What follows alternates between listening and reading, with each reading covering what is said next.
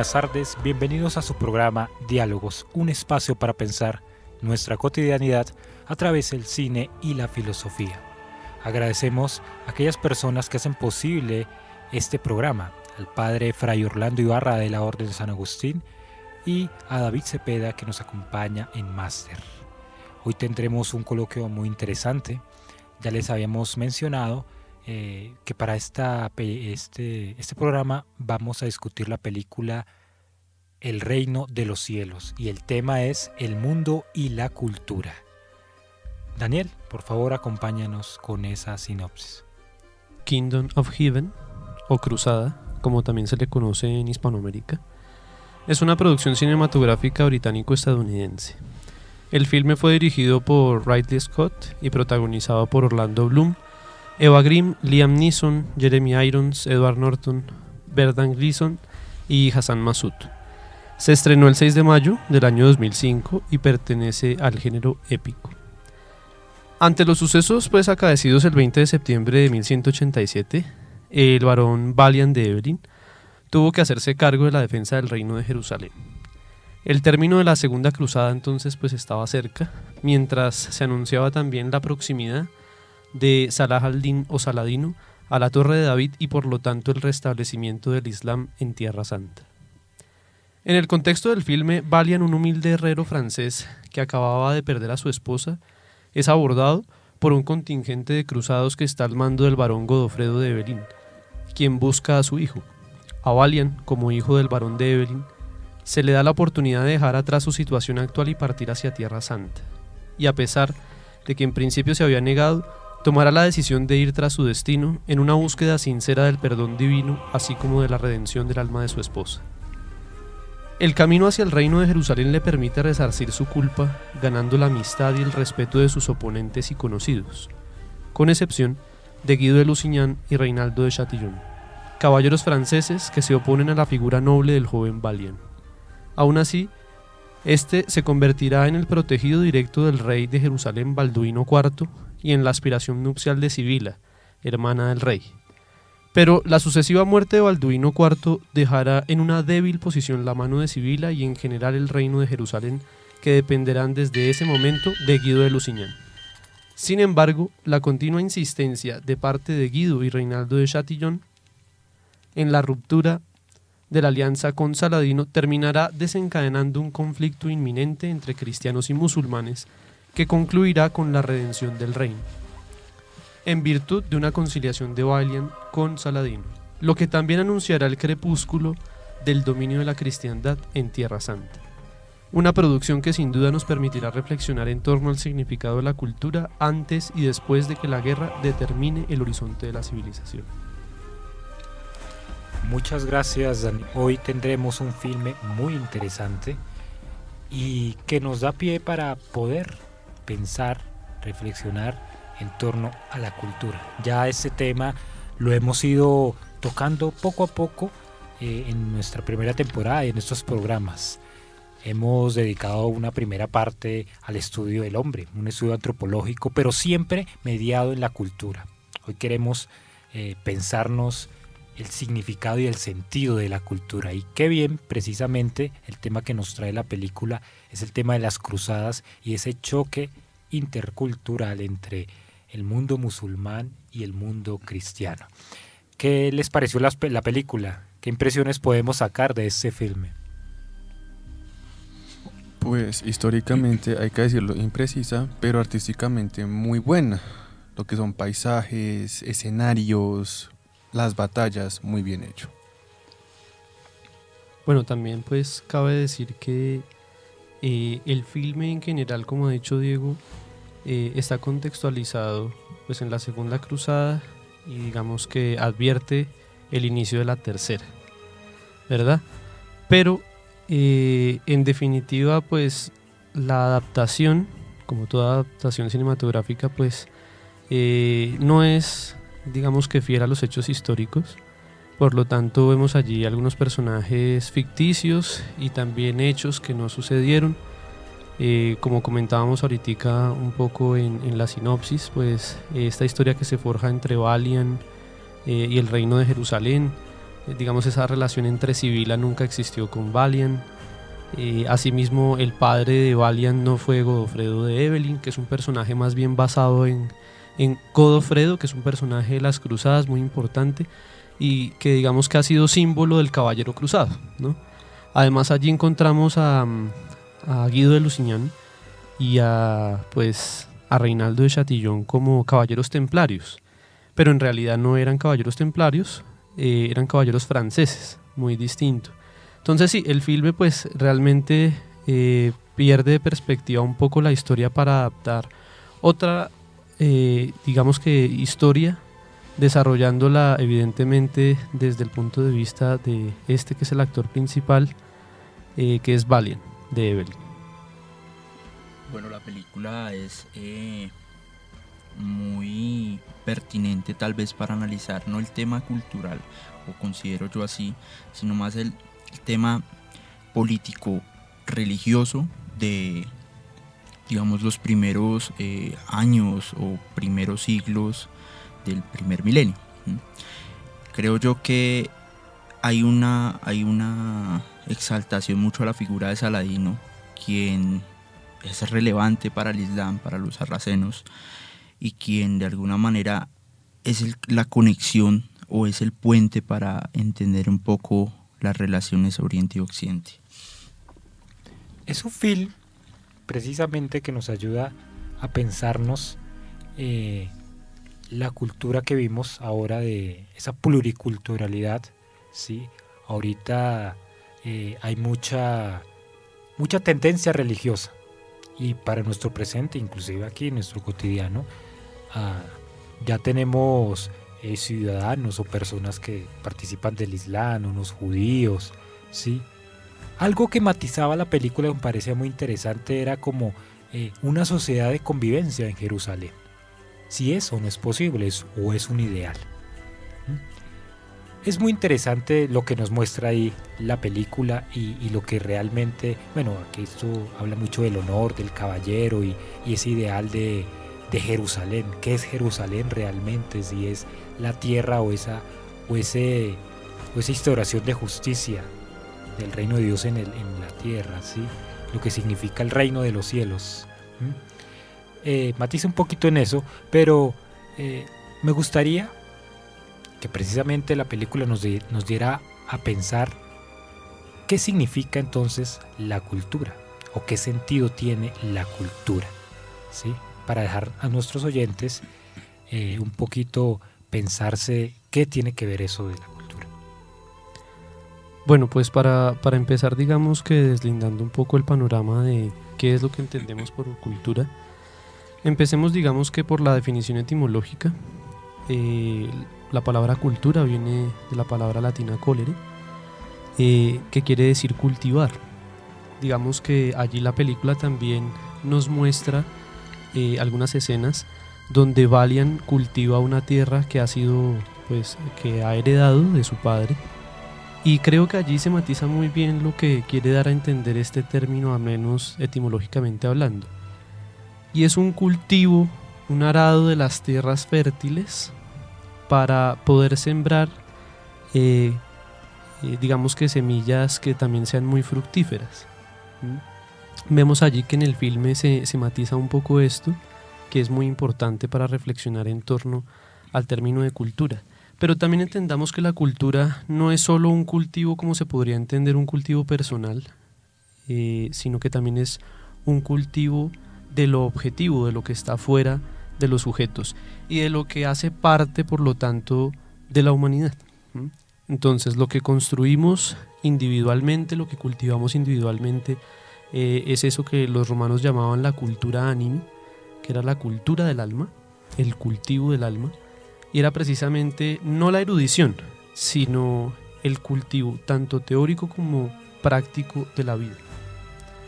Y por otro lado, pues como ya les había señalado, la cultura objetiva son esas creaciones, digamos que materiales, que sustentan lo que nosotros hemos dado en llamar civilización, ¿no? Entonces eso es lo que encontramos allí como arte, técnica, ciencia, etcétera, que hacen parte del mundo de la cultura. Gracias, Daniel, por ese desarrollo así etimológico de la palabra. No sé si quieran comentar un poco en torno a esto de el concepto de cultura. Ahí hay en la película vemos dos culturas que se entrelazan, ¿no? El cristianismo y el islam. Ya luego hablaremos un poquito de eso, pero me gustaría que hablar un poco en torno al sentido de la cultura. Yo quisiera llamar especialmente la atención en torno al concepto de cultura material, de la que ya nos hablaba Daniel, ¿no? Porque me parece que entre todos los sentidos de cultura que hemos hablado es el que menos nos sugiere la idea como de un cultivo que también mira, digamos, o que también puede interpretarse en el orden espiritual, ¿no? Y pienso sobre todo en la relación, digamos que museística que tenemos con ese tipo de cultura, ¿no? En la medida en que pues siempre encontramos ese tipo de existencias allí expuestas en los museos, pero difícilmente tenemos la capacidad de ver qué tienen para enseñarnos, ¿no? Qué tienen para enseñarnos sobre nosotros mismos y también sobre la, digamos, cultura a la que pertenecemos en el sentido de cultura anime. Yo creo que apreciamos aquellas manifestaciones de civilizaciones pasadas, en el arte, en la pintura, en la arquitectura, pues nosotros la vemos y nos gloriamos de ella, ¿no? Qué bonito fue esto, qué expresión, pero solo nos queda como a la distancia de que fueron civilizaciones que hicieron algo en cuestiones de arte o de arquitectura, pero que no quedó nada, así como vino se fue. Pero también es importante pensarnos que aquella cultura, aquella civilización progresó interiormente, hizo como un progreso en el ser humano. Pues ahí yo tengo una pequeña divergencia respecto de la concepción de cultura que le estamos dando propiamente al escenario de las cruzadas, puesto que hablar de cultura es muy precipitado en la medida que es un concepto pues ya más traído a nosotros, a la contemporaneidad, y eso quiere decir que posiblemente allí no hubiera existido cultura sino civilizaciones, y civilizaciones bajo unos parámetros no relacionados en el conocimiento, a pesar de que ellos ya estaban cultivando unos saberes, estaban cultivando tal vez unos aprendizajes, unas concepciones de la vida, sino más bien yo lo considero así, es una visión, una mirada de un grupo social, aunque social, acordémonos también el término es muy contemporáneo, diría yo, llamémoslo político, un escenario político en el que habían dos mentalidades colectivas dadas por Oriente y Occidente y que se confrontan allí justamente en las cruzadas. Sí, precisamente esta posición que cita Andrés se debe tomar muy en cuenta, porque realmente el término cultura, como técnicamente se entiende, emerge en la Ilustración y coge fuerza en el Romanticismo, a través de autores como Herder, Hegel, bueno, y algunos filósofos y humanistas del movimiento romántico, y sin duda acaba de hacer esa precisión, pero digamos que siendo de pronto un término anacrónico, también desde nuestra época ya estudiamos estos movimientos como movimientos culturales y digamos que no solo siendo civilizaciones, sino que también proporcionaron al mundo de la cultura unos bastiones muy importantes y paradigmáticos. Es importante entonces dejar claro el concepto de cultura y civilización. El progreso en el espíritu humano, yo lo diría, es un cultivo, ¿sí? Y así podemos analizar las diferentes civilizaciones como cultivados, y ese cultivo se manifiesta precisamente en las expresiones artísticas. Vamos a dejarlos con un soundtrack y luego continuaremos discutiendo el tema de cultura y el mundo. Sí, bueno, pues como acostumbramos en nuestra emisión, pues a continuación tenemos My Lord de Harry Gerson Williams.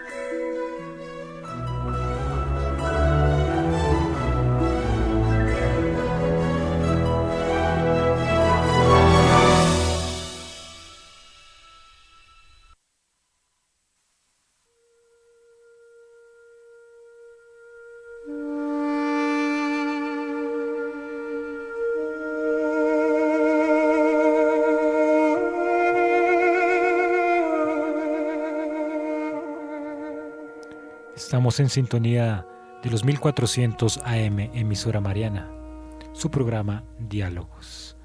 Hablamos qué significado tiene la cultura. Y Daniel ya nos sumergía en dos acepciones, ¿no? Sobre todo una concepción muy clásica de un cultivo del alma, un cultivo del espíritu. Parecerá, lo tomaba Cristian, hacer el comentario con respecto a que nuestra cotidianidad, nuestro contexto, parece olvidar ese cultivo espiritual e interior, de un saber, de un saber para la vida también.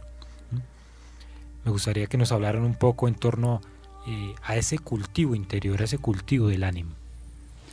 Muy bien, de pronto para que evitemos quizás ambigüedades o falta de comprensión cuando hablamos del término cultura, lo entendiéramos en todo caso como formación o como educación, ¿sí?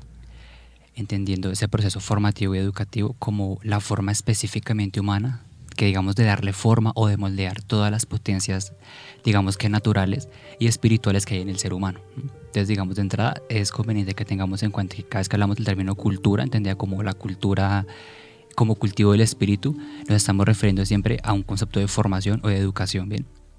Es, digamos, una perspectiva que al día de hoy considero que guarda una actualidad sorprendente, ¿no? En la medida en que, digamos, todos nuestros procesos formativos y educativos miran a cualquier cosa menos a educarnos como personas, ¿no? Y sobre todo también en el terreno político, ¿no? Si tenemos en cuenta al menos cómo se lo percibía en la antigüedad, en la medida en que se consideraba que ser un buen ciudadano no era independiente de ser una buena persona, ¿no? Y considero que esa es de pronto una de las grandes falencias de nuestro tiempo, ¿no? En la medida en que la educación la apuesta a todo menos a formar ciudadanos y sobre todo a formar buenas personas, ¿no? Entonces allí vemos cómo realmente este concepto de cultura se nos ha desdibujado completamente, ¿no? O sea, tanto desde el punto de vista de la cultura como cultivo espiritual y como le decíamos anteriormente también de la cultura como cultura material, ¿no? Porque realmente hemos perdido de vista esto que hemos dicho, ¿no? O sea, de reconocernos, de conocer quiénes somos y cómo deberíamos ser, ¿no? Y es realmente desde ese punto de vista cómo debe estar enfocada todos nuestros procesos formativos y educativos, ¿no? Eso con respecto a el cultivo del espíritu, la concepción como cultura en formación y de un valor educativo. Pero cuando nos sumergimos a estudiar el pasado, vemos que hay culturas, que hay un proceso espiritual en esa cultura, que de hecho de ahí se desprende para poder hablar precisamente de una civilización, hubo un cultivo y ese cultivo dio su máxima expresión.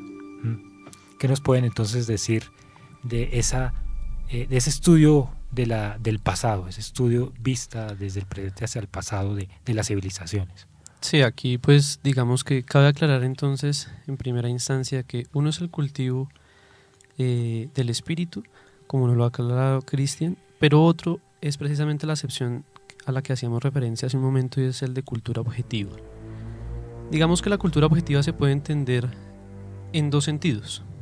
La cultura objetiva desde el aspecto de la historia, que es el que está refiriendo Luis Alfredo. Precisamente desde este punto de vista hay dos ramas también internas. Una que estudia la cultura frente a los movimientos, como por ejemplo el Renacimiento, la Ilustración, el Romanticismo, que son movimientos culturales artísticos o, cabe decir, también científicos.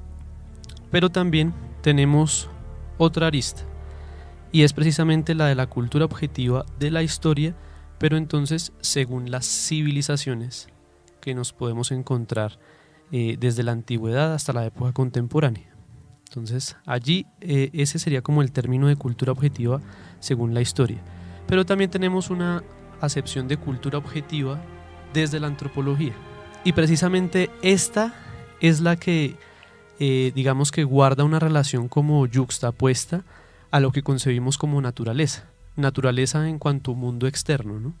Entonces se opone la naturaleza al mundo de la cultura porque este mundo de la cultura es el que construye el hombre técnicamente, artísticamente, científicamente, ¿sí? Pero afuera de él, y por lo tanto es aquello que da las bases materiales de todo aquello que es cultural. Bueno, en ese sentido es pertinente apelar a una historia, a una corriente historiográfica contemporánea que es la de la historia cultural, que se nutre mucho de los presupuestos de la antropología cultural, en la cual tal vez, como mencionaba Daniel anteriormente, traza ese puente entre el sujeto, que es el que está cultivando una cultura, y en la objetividad, la historia o el mundo, que a su vez también camina a partir de unos lineamientos de una cultura.